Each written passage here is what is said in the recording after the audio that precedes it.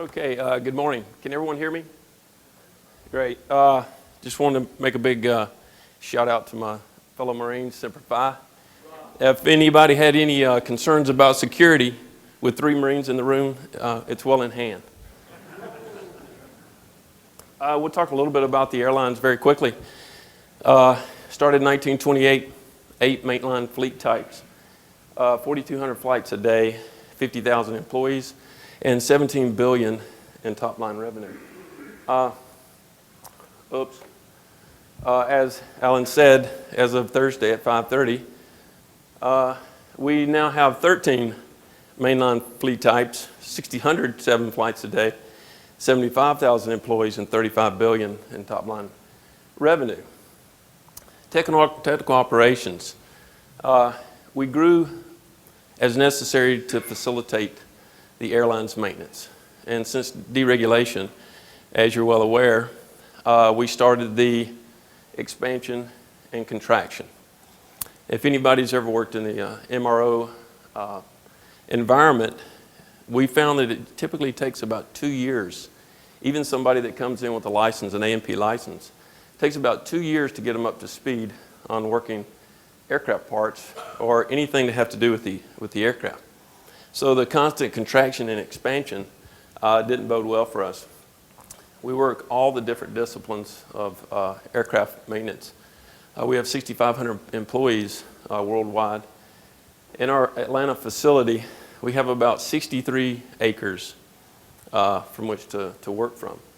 But the only problem with that is, as a caveat, large complex entities are often slow to change. So you can put in what you want to after that. So part of our strategy, as far back as 2000, was we had to move away from the perception that we were a call center. We realized very quickly as a maintenance provider to a traditional legacy carrier, when they looked across the field, they looked at a big bucket that they were continually having to put money into, so we had to move very quickly. We had to grow our capabilities, and you can look at the left-hand side of the screen. We had tremendous capabilities. So 2000, we began to get in, we once called it a hobby when we started in 2000, of bringing in that work from a third party outside the airline. And as you can tell, we started to grow rather rapidly. But then in 2005, you can probably tell me what happened to Delta Airlines in 2005.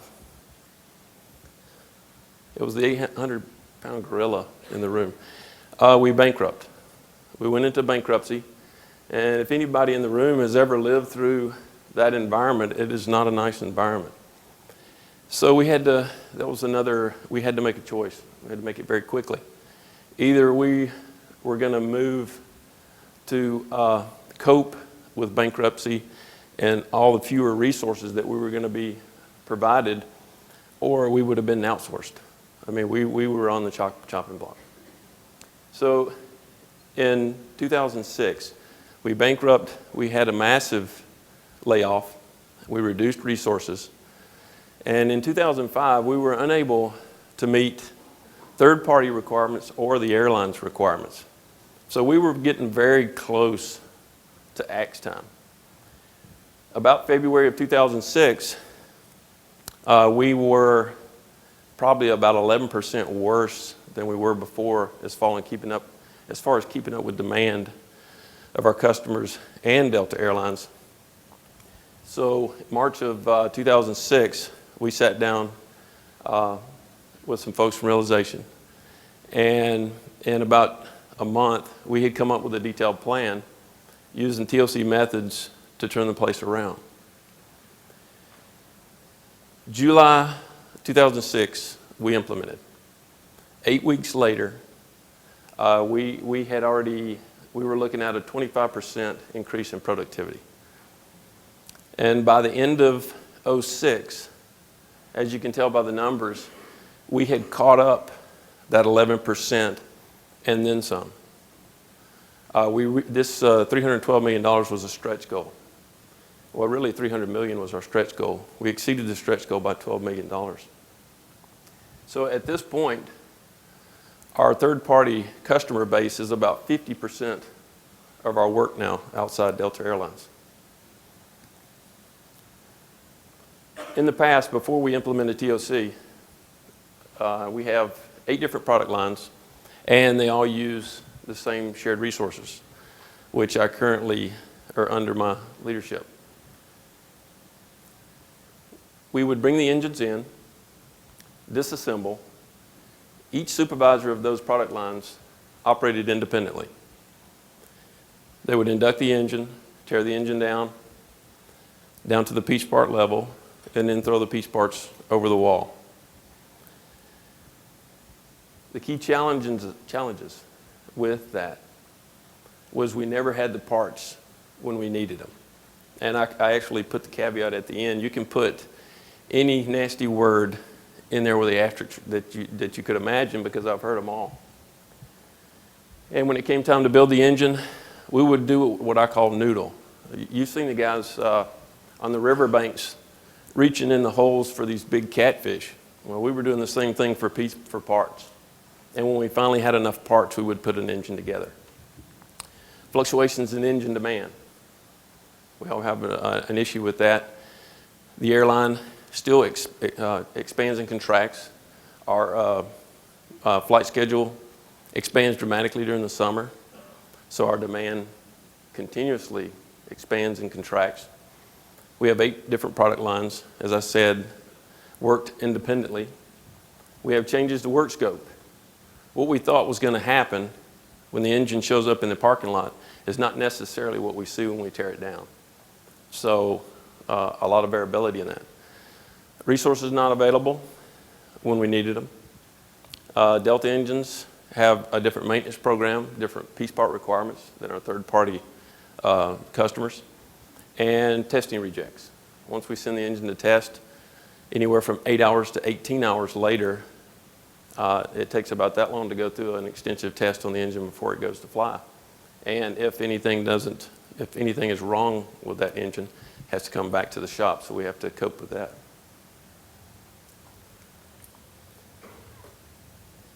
I know Mr. Elderman mentioned that we looked at root cause. We immediately, in 2006, it was if we just had enough people and we just had enough equipment, we could take care of this issue. But when we looked in the mirror, people and equipment was not the constraint. I guess Mr. Eckerman, hopefully I got that right, mentioned it was management. I think that's probably a growing theme, that management was the constraint. And it's how we manage those things inside our companies. We're sure that we're doing the right thing. In the MRO industry, uncertainty. That's probably the best word I can describe in our environment is the uncertainty. And just the inherent uncertainty causes delays. And it's how we manage those delays. In your company, just like mine, we typically try to manage those delays by pressuring folks to start early. Don't care if you can get it done, just start it, because I'm going to be that far ahead later on, right? I'm sure you've heard that. So we continue the multitasking. We've been told for years that the best managers are the ones that can multitask the best. Once I have 50 engines across the board that are half built, what is the natural human reaction to that? Well, I've got 50 engines. I only need 2 parts for this engine. I don't care where it is in the line. I'm going to reach back into the constraint, and I'm going to try to pull those 2 parts up front. Or let's just rob it. We'll rob it from the other engines that are already half built. Rob those 2 parts. Let's get this engine out. Or if I can't do that, let's just buy it. That'll get me out of the hole. So with that, I'm confusing the priorities, and everybody knows what happens when I confuse the priorities. My lead times go up. So those delays that I was trying to manage, what happens to those delays? they increase. Well, I got one up on it. Well, let's just get the engine as soon as it hits the parking lot. Let's pull it in as quickly as possible because evidently I need more time. So as soon as the engine hits the parking lot, I'll bring it in, disassemble it, get the parts into the system quicker. And as you know, WIP begins to climb. Queues begin to get longer. So it confuses my priorities even more. Right? So we've created this negative reinforcing loop, all determined by your management. And hopefully you can all read this. Competing management objectives. We drive more uncertainty into the process.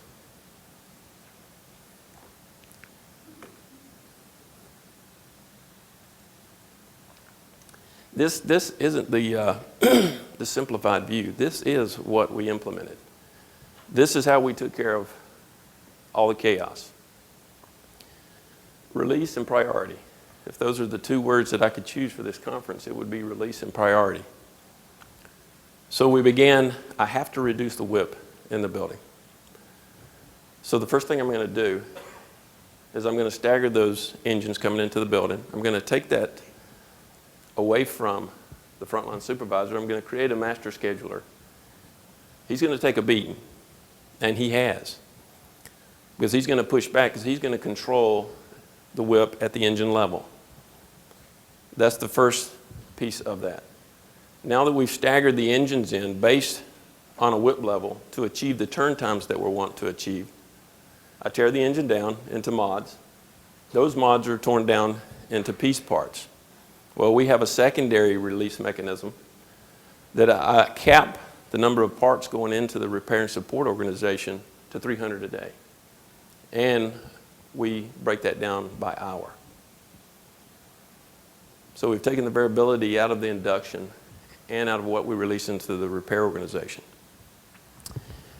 Then, once we've completed the disassembly and assembly is controlled by critical chain project management.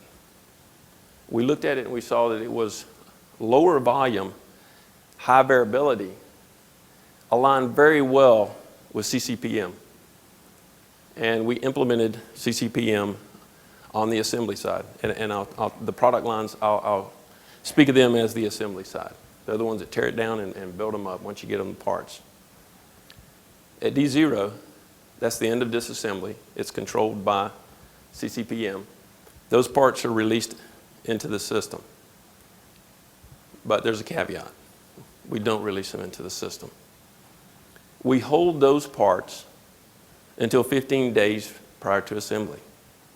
And I guess you can imagine, when we said we're not going to release those parts until 15 days prior to assembly. Typically, it took about 60 days on average to turn a part through the repair organization. And it was a huge paradigm shift, or even for the culture to even fathom 15 days. And I've been asked several times, well, what formulas did you use to come up with that? There really wasn't a formula. We looked at all the parts that we worked in-house. And we looked at touch time, oven time, and tank time. The worst case scenario we had was 156 hours. So if we look at it as a crow flies, how many days is that? That's only 5 days. Everything else is less than that. I know Dr. Goret mentioned yesterday only about 10% is actual touch time. The rest of it is waste. So we added 5 days because we knew the variability in the process, and we tacked on another 5 days as a buffer. The first 10 days were worked as FIFO. The red 5 days, the buffer, is based on due date. The part is worked FIFO.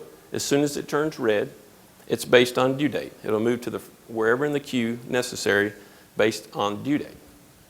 And we also have one last mechanism, is an expedite tag.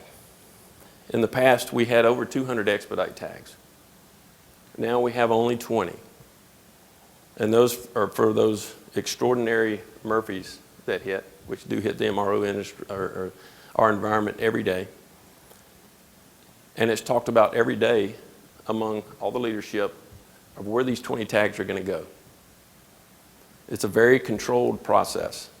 And once we put a tag on something we don't think is going to get back by A0, it moves 2 days on average, unless it's that 156-hour part.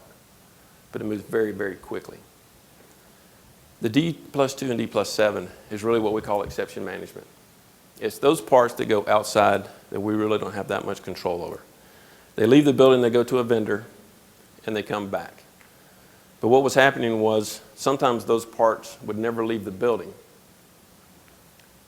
So we had to get a good control mechanism in place. So at D+2, at D0, full bill of materials turned in. D+2, those exception parts, our repair coordinators actually make sure every one of those parts has left the building. At D+7, we're calling the vendor, did you receive the part? Because UPS and FedEx don't always get it there. Did you receive the part, and when is it coming back? Very controlled process. And at D+7, we can start assigning those POs to those engine requirements at that time. We release the non-exception parts into the system at A-15. They turn red at A-5. At A-2, exception management begins again. Every day, we talk about every single part for every single engine at A-2 and above. And it's a very, I guess you could say it can be a very heated meeting. At the beginning, our culture wasn't used to not so much the accountability, but the forcefulness. And actually, that's a lesson that we learned from our Marines in Albany. You need to know where that part's at, and is it going to make it by A0, and what you're going to do to make sure that it reaches the engine on time. And we have a very strict rules that we follow to make sure that that part gets back by A0. At A0, we start the engine assembly. You will not start before A0 because we use critical chain for disassembly and assembly. We pipeline into disassembly, but we also pipeline into assembly. So if the parts are not there and we have an engine that's cleared, we'll pipeline that engine into assembly, because I know people have said, what if I'm using a flow line? Well, we don't introduce the engine into the flow line until I have all my parts. So I never run into, I'm in the second bucket of work and I'm stopped. So you stop the whole line. We've mitigated that. We don't start until we have the parts. And we certainly don't start before A0. Assembly begins, and as you can tell, we've buffered disassembly. We also buffered the repair process, and we've also buffered the assembly side. And then the engine goes to test.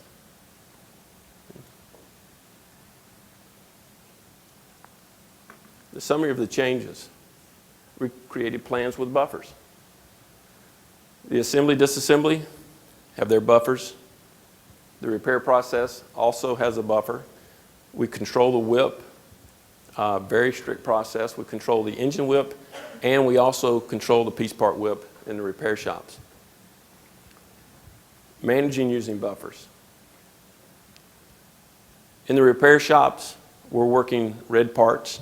If you're complete with your red parts, guess what? You're just working FIFO.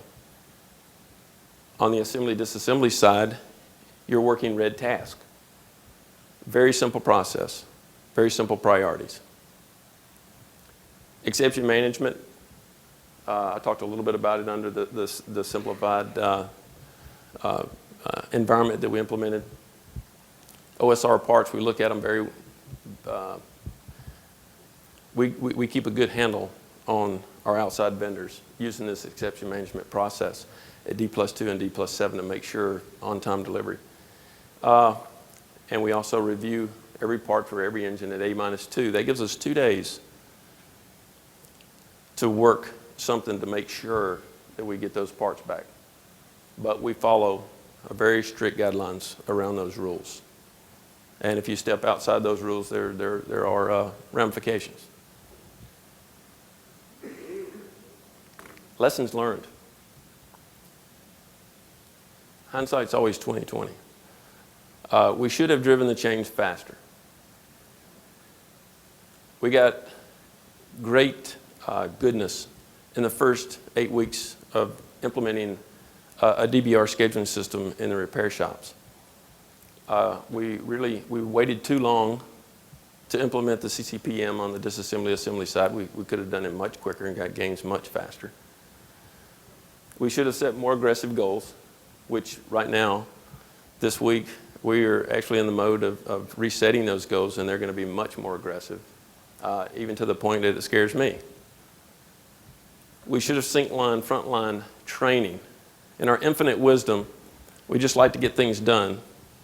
We were warned, but sometimes, no matter how good the warning is, so let's just get the training out of the way. We trained folks about 2 or 3 months in advance. So what happened when it came time to turn the switch, they'd forgotten everything they learned. Wish we'd wrote out Concerto, which is a small piece of the CCPM, was the IT piece of the disassembly assembly. The central release area. I failed to mention the central release area. Initially, I like to use the word trust, but verify. We trusted that the supervisors at the front line would hold those parts until A-15. Just due to human nature and competitive juices, it started to, I'll get my parts in maybe a day early because I got to beat this guy next to me.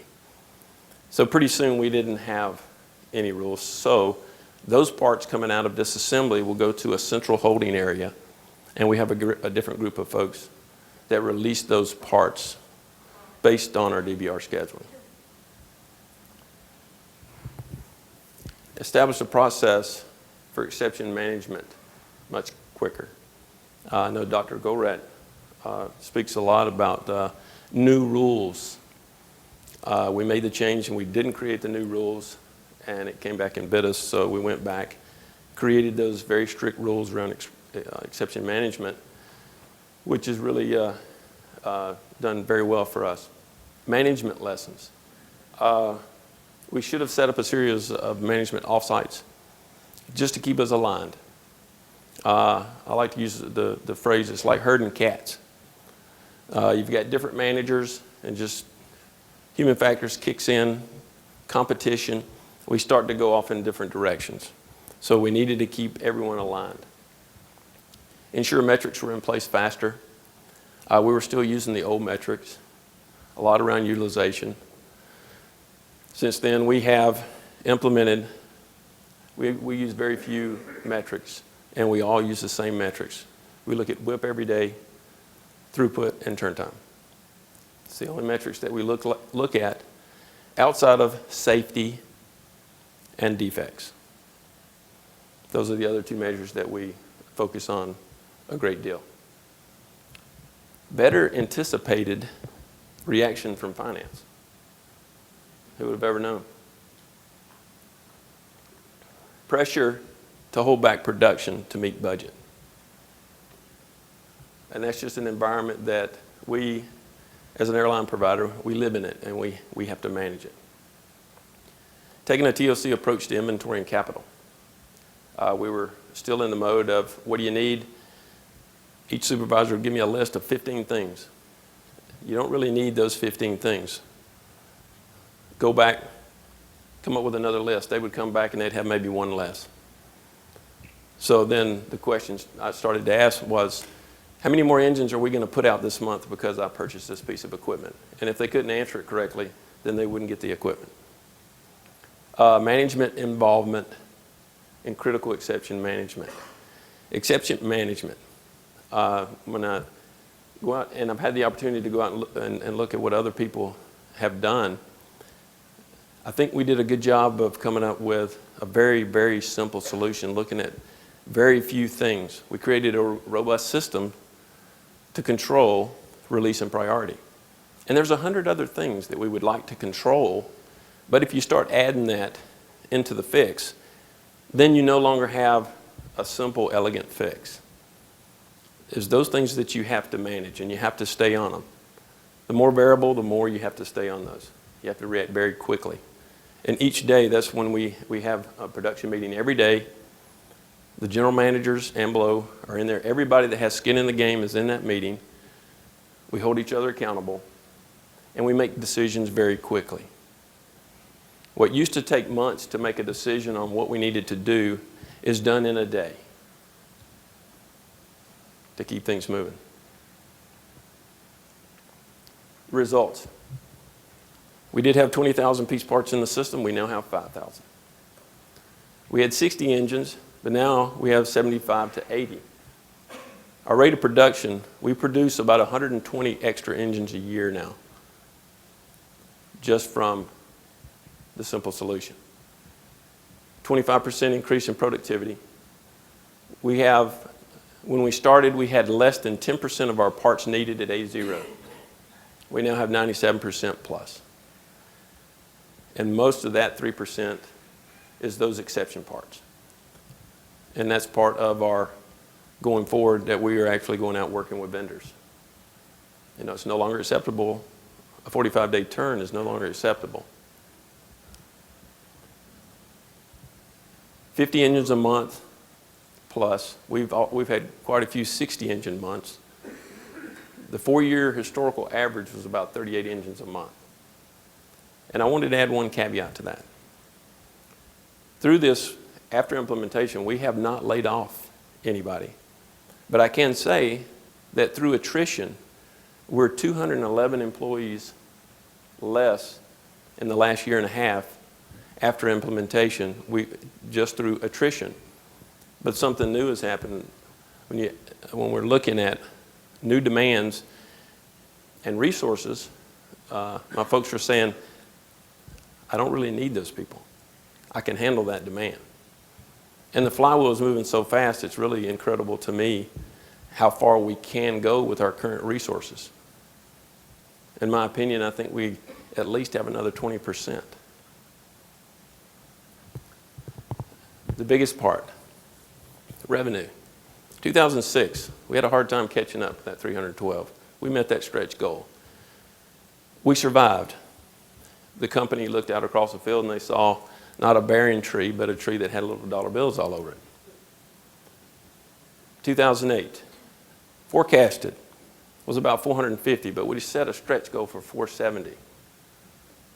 We were at 470. We will go over $500 million by the end of the year.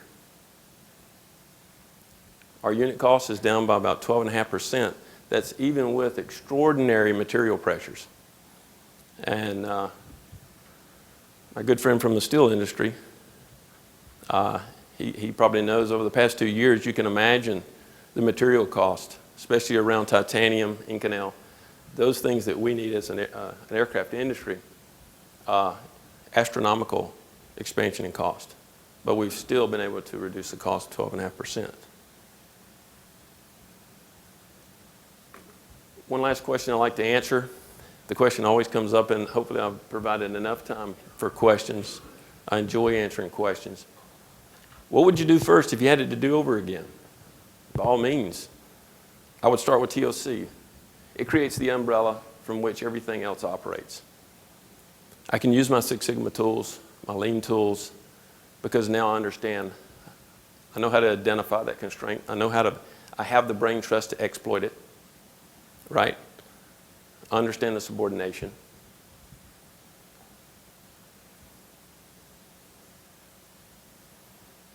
But I guess that'll be, history will tell whether we did it right or we should have started with TOC.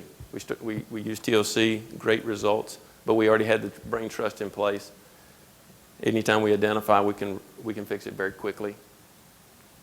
We had trained over 500 green belts in the company, over 200 black belts, and about 28 master black belts. And Dr. Gorad used the term mosquitoes. We created a hell of a lot of mosquitoes. So now we can direct those mosquitoes to the right place.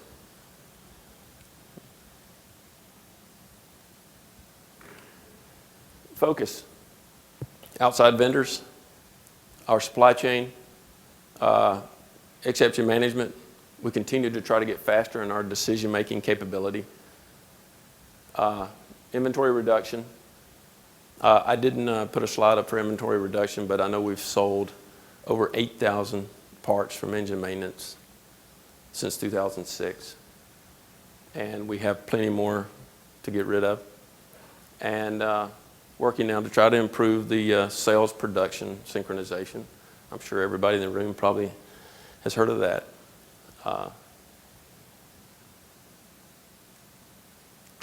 So with that said, first I'd like to thank the TOC ICO for inviting me back. And hopefully you've learned something from the speech. I certainly have learned something from you folks.